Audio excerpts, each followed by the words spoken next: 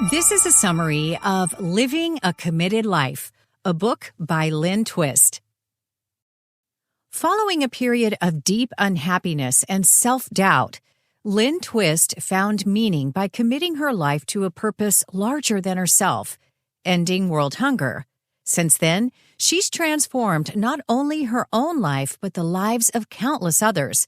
She's also raised hundreds of millions of dollars by creating authentic connections with wealthy donors through her soulful message. Here, she makes a powerful case for fulfilling your potential by living a life of service to others. Twist offers guidance, inspiration, and hard-won truths about traversing the challenging but rewarding path of a purpose-driven life. Okay, let's hear the first takeaway.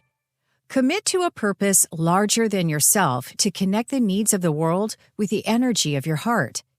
Committing to a purpose larger than yourself, taking a stand, will draw out extraordinary capabilities in you, shaping who you must become to fulfill that larger role.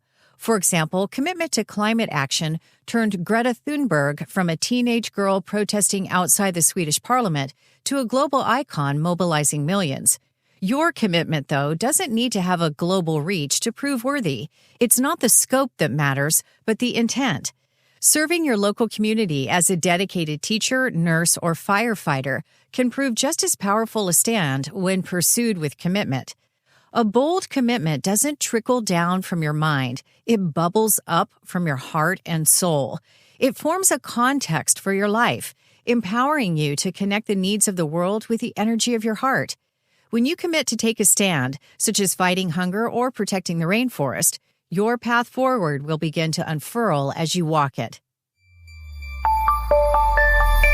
Time for the second takeaway.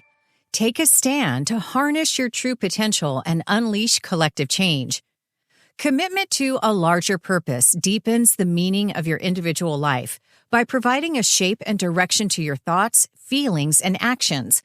For example, in the early 1970s, Lynne Twist had an enviable life. She was happily married to a loving husband with a high-paying job. They had 3 children together and lived in the vibrant city of San Francisco. Nevertheless, Twist felt anxious, miserable, and full of self-doubt.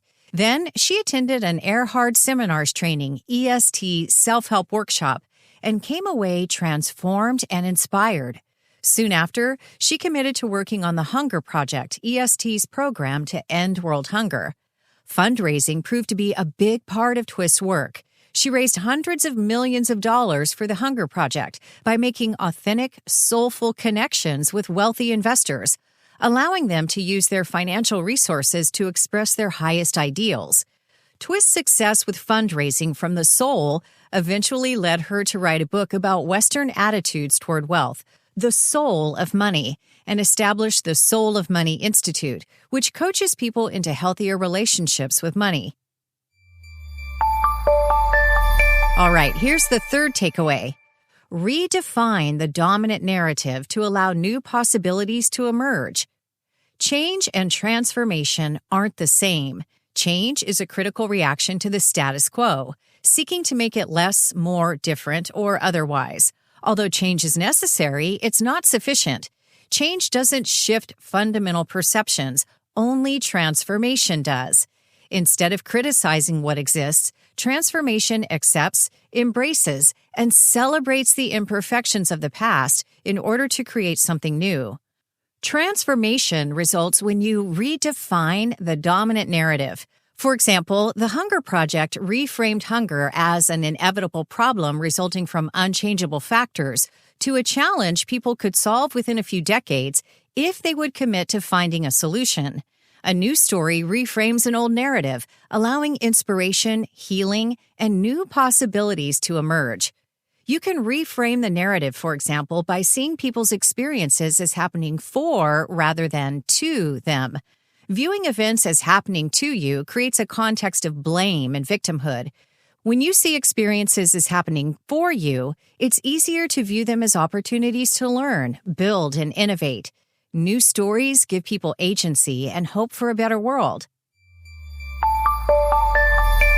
Let's now listen to takeaway number 4. Breakdowns, personal and social, can lead to breakthroughs. Inside most breakdowns exists a seed, a piece of feedback, teaching, or message it's trying to impart. If uncovered and nurtured, that seed can serve as a precursor to a breakthrough, leading to new relationships, resources, and ways of being. Lynne Twist's breakdown came while sick with malaria. During that time, she re-examined her work with the Hunger Project, leading to a breakthrough that saw her take on a new commitment, the Pachamama Alliance's mission of protecting the Amazon rainforest. This new mission also helped further her commitment to end hunger, since deforestation contributes to global warming, turning lush forests into dry deserts that cause famine. Alongside individual breakdowns, there's also a planetary breakdown happening, climate change. Although the consequences are dire, climate change also carries a seed of possibility. Its solution requires international collaboration to create systemic change. If that seed is nurtured, it could lead to a massive breakthrough. Okay, here's another takeaway. To achieve true wealth, develop gratitude for what you already have. Despite having plenty of material comforts, many people get stuck in a scarcity mindset. Whether consciously or unconsciously, they fall for 3 myths. The world doesn't have enough resources such as food and water, so people must compete for and hoard them. More material possessions will solve their problems and bring happiness. And people must accept the system as it exists because change is impossible. These myths breed separateness, dissatisfaction, and cynicism, and can prevent you from making a commitment to a larger purpose. Embrace a mindset of sufficiency to break free from these toxic myths. Sufficiency comes from knowing you have exactly what you need. Move beyond a scarcity mindset to free up the energy you were spending on acquiring more. You can pour this energy into being grateful for what you already have and into efforts to make change in the world. Paradoxically, when you stop chasing more, your gratitude for what you already have will lead to true abundance. Let's move on. Here's takeaway 6. A committed life brings challenges that lead to growth and learning. A committed life will inevitably bring challenges. Face those challenges to overcome them and learn the skills you'll need to fulfill your purpose. Common challenges include feeling overwhelmed, coming face to face with suffering, and dealing with personal loss and failure. First, the experience of overwhelm challenges you to reprioritize your time and energy. For example, Lynne Twist felt overwhelmed by competing commitments and her desire to fix everything, which affected her health and her ability to complete tasks effectively.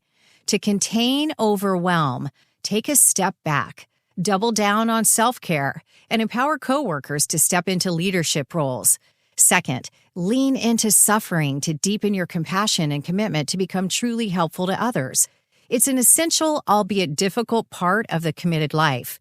Instead of avoiding the pain of the world or keeping it at an intellectual distance, move toward the pain and engage it on a physical and emotional level. You will be transformed.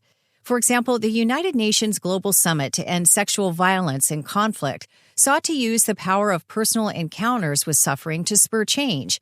In 2014, 1,700 delegates from 123 countries came together to listen to the stories of women assaulted in conflict. Their encounters put faces, names, and stories to the cold statistics in which bureaucrats often traffic. Third, deal with loss and failure to build resilience. For example, Hafsat Abiola Costello lost both her parents to Nigeria's military junta. Her influential father was imprisoned, her mother was assassinated, and Costello herself was exiled to the United States. Rather than allow these experiences to crush her, Costello went on to establish organizations supporting democracy and gender equality in Africa. We've reached takeaway number 7. Closure and forgiveness free you to embrace new opportunities. Some projects and experiences end without closure. The resulting unresolved feelings and regrets can linger and drain your energy. Engage in honorable closure to free up your energy to focus on new opportunities. Honorable closure follows 4 steps. First, rewrite the story of your experience, incorporating gratitude. Pay attention to what you learned, what you're grateful for, and how you grew from the experience. Second, identify lingering regrets and resolve them. Humbly acknowledge and own your mistakes and learn from them. Third, release the past. Forgive yourself and others by letting go of grudges. And the final step, decide what will come next. Identify new possibilities that fill you with joy. Often when experiences lack closure, it's due to a lack of forgiveness. Ultimately, this binds you to an old story with its limiting beliefs, patterns, and pain. Nelson Mandela's 1994 presidential inauguration beautifully illustrates this. During his 27 years in prison, Mandela had 3 jailers.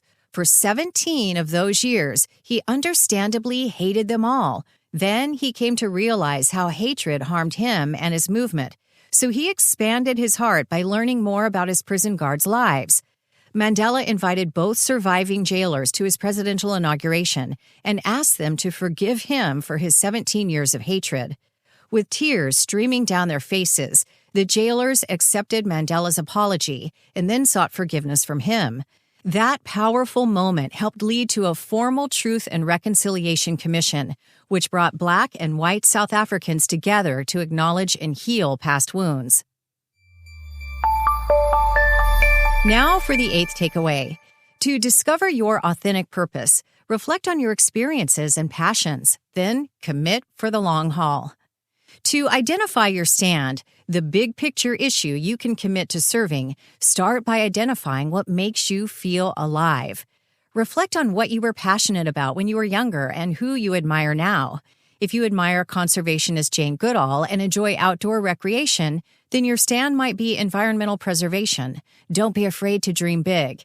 Once you identify your stand, commit to it and expect to face challenges. Don't shy away from these tests. They will teach you what you need to learn and help you follow through on your commitment. To help you navigate the ups and downs of a committed life, find support. Reach out to friends and mentors, collaborate with like-minded people, and ask for help when you need it. Tap into sources of meaning and strength like wisdom from spiritual or indigenous traditions. Rituals and ceremonies can also support your stand. Whether it's meditation, prayer, or a simple walk in the woods, these practices can provide meaning and significance. Keep a gratitude journal, for example. Write down 5 things you're grateful for at the end of each day. Consider keeping an accomplishment journal. Rather than focusing only on what needs to be done, take time to acknowledge what you've already accomplished. Savor your achievements, write them down, share them with others, or throw a celebratory party. Lastly, support your committed life by accepting you can't do everything. Any purpose larger than yourself is going to unfold in its own time. Your job isn't to force it. Simply be clear in your vision and intention and create space for your stand to come into being. We've reached the 9th and final takeaway. Seek to create a better future for all life, not just humanity. Many of society's institutions are failing. In addition, life-sustaining systems face collapse due largely to human activity. Scientists call the present era the Anthropocene to emphasize how humanity has become an evolutionary force shaping the planet's future. To address societal and environmental problems, activists need to become evolutionary activists who co-create a better future for all life forms. That co-creation requires a paradigm shift from dominating nature to working with it. Instead of building the future, which suggests patriarchal control over outcomes, co-creation means ushering in the future by allowing something new to unfold. During this creation process, people need a vision to pull them forward, lest fear and despair pull them apart. Regeneration provides that vision. A concept from climate change visionary Paul Hawken, regeneration offers a context for creating a new relationship between humans and the earth, where people consider the renewal of all life in their choices and actions. The concept of regeneration rejects cynicism, builds courage, and inspires action. That was a summary of Living a Committed Life, a book by Lynne Twist. Here's the 9 takeaways again. Takeaway 1. Commit to a purpose larger than yourself to connect the needs of the world with the energy of your heart. Takeaway 2, take a stand to harness your true potential and unleash collective change. Takeaway 3, redefine the dominant narrative to allow new possibilities to emerge. The fourth takeaway, breakdowns, personal and social, can lead to breakthroughs. Takeaway 5, develop gratitude for what you already have to achieve true abundance. Takeaway 6, a committed life brings challenges that lead to growth and learning. The seventh takeaway, closure and forgiveness free you to embrace new opportunities. Takeaway 8, to discover your authentic purpose, reflect on your experiences and passions, then commit for the long haul. And finally, takeaway 9, seek to create a better future for all life, not just humanity.